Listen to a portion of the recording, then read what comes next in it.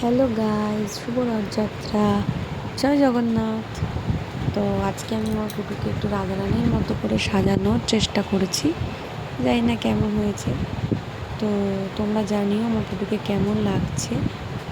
এই দেখো, রথ সাজানো হয়ে গেছে। তো পুটু প্রণাম করে সে রথ নিয়ে বেরোনোর জন্য রেডি। এই যে রথ টানছে। তো আজকে রথের সাথে রীতিমতো যুদ্ধ হয়েছে, সেও দৌড়াচ্ছে, রথও দৌড়াচ্ছে।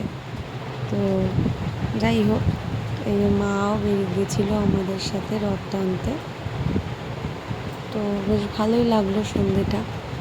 তো আমরা ঘর থেকে বেরিয়ে গেলাম, আমাদের বাড়ির সামনে একটা মন্দির আছে, রাধা গোবিন্দের মন্দির, সেখানে গেলাম। এই দেখো, মন্দিরের সামনে গিয়ে রথের দড়ি ধরে টানাটানি করছে, মন্দিরে কীর্তন হচ্ছিল। তো বেশ ভালো লাগছিল দেখতে। ওখানে কিছুক্ষণ দাঁড়ালাম আমরা। তারপরে মন্দিরে জগন্নাথের আরতি হচ্ছিল, সেটাও দেখলাম। তো সেখান থেকে আমরা মন্দিরে আরতি প্রণাম করে সেখান থেকে গেলাম আমার এক কাকিমার বাড়ির সামনে।